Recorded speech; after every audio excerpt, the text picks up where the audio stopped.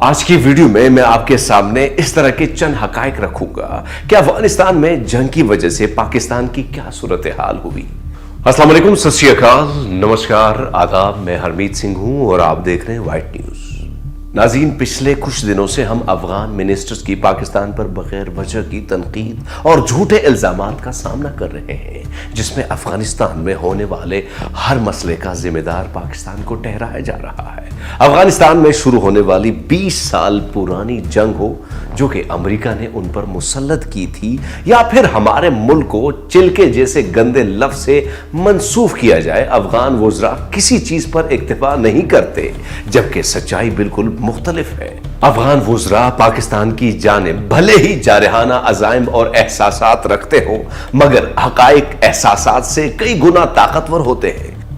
چلیے بات کرتے ہیں شروع کے ان 5 سالوں کی۔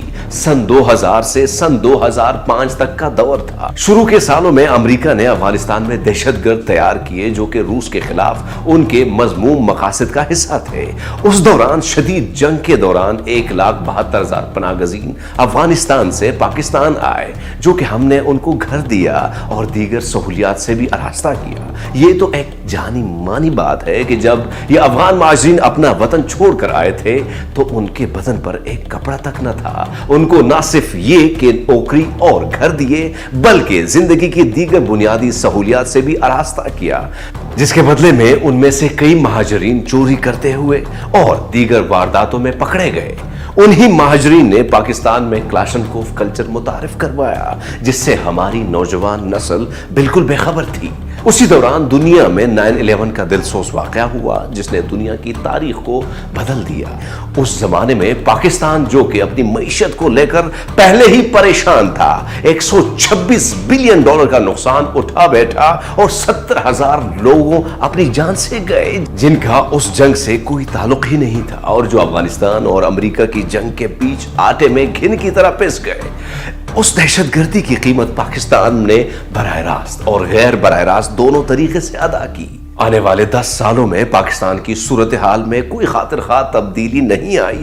پاکستان پر دہشت گرد تنظیموں کی پناہ گزین کے جھوٹے الزامات لگتے رہے، جبکہ سچائی یہ تھی کہ پاکستان دہشت گردی کے خلاف جنگ خود اپنی ہی ریاست میں لڑ رہا تھا۔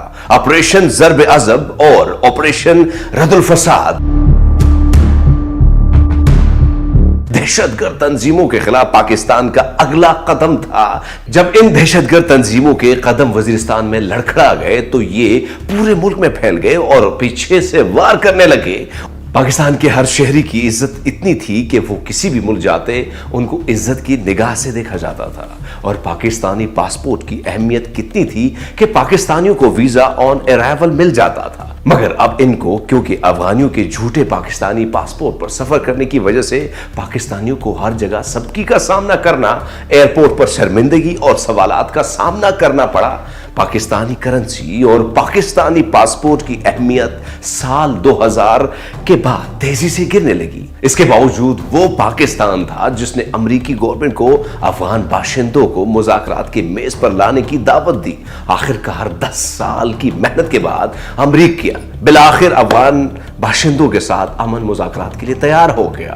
اور اب نظر ڈالتے ہیں پچھلے 7 سالوں پر۔ جولائی 2015 میں پاکستان نے طالبان اور افغان حکومت کے درمیان مذاکرات کے لیے مری میں ایک امن کانفرنس کا انعقاد کیا۔ 2018 میں کرسی سنبھالنے کے بعد امریکہ کے نو مور کا جواب خان صاحب نے نو مور سے دیا۔ Absolutely not. There's no way we're going to allow any bases, any sort of action from Pakistani territory into Afghanistan. Absolutely not. اس کے باوجود پاکستان قیام امن کے لیے کاوشوں میں لگا رہا۔ 2019 میں امریکہ نے طالبان سے ملنے کے لیے انکار کر دیا تو پاکستان ہی تھا جو دوبارہ امریکہ کو مذاکرات کی میز پر واپس لایا، اور بالآخر 2020 میں پاکستان کی لگاتار کاوشوں کی وجہ سے افغانستان اور امریکہ میں امن معاہدہ طے پایا۔ پاکستان نے طالبان کو مذاکرات کی میز پر لانے کے لیے اور ایک پرامن افغانستان کے خواب کے لیے اپنا کردار بخوبی نبھایا۔ ہماری سخت محنت उस वक्त रंग ले आई जब जो बाइडन की हुकूमत ने अफगानिस्तान में से फौजी इनखला का ऐलान किया। मोअज़्ज़िज़ नाज़रीन, ये तमाम हक़ाइक़ जो मैंने आपके सामने बयान कर रहा हूँ ये सच पर मबनी है, इनकी हकीकत से कोई इनकार नहीं कर सकता। लेकिन पाकिस्तान को अमन के लिए की गई इसकी काविशों के नतीजे में धोखे और झूठे इल्जामात का सामना करना पड़ा। अफगानिस्तान में होने वाली दहशतगर्दी के खिलाफ इस जंग में जिस मुल्क ने सबसे ज्यादा अजियत का सामना किया वो पाकिस्तान है। पाकिस्तान हर तरफ से दुश्मनों में घिरा है। हिंदुस्तान जैसे एक दुश्मन हमसाये की मौजूदगी में जो कि आग को मजीद हवा दे रहा है ताकि हमारे दो ममालिक में तनाव मजीद बढ़ा सके। पाकिस्तान को हमेशा चौकन्ना रहना पड़ता है, मगर अफगानिस्तानियों को यह जानना जरूरी है कि हिंदुस्तान भेड़ों के रूप में एक भेड़िया है। प्यारे अफगानियों, याद रखिएगा कि हिंदुस्तान आपसे दोस्ती सिर्फ इसलिए कर रहा है ताकि पाकिस्तान के दूसरे मुस्लिम ममालिक के साथ ताल्लुकात को खराब कर सके। इसलिए उनकी हर चाल पर गहरी नजर रखिएगा और जहां तक हमारा ताल्लुक है हम हमेशा आपके पीछे खड़े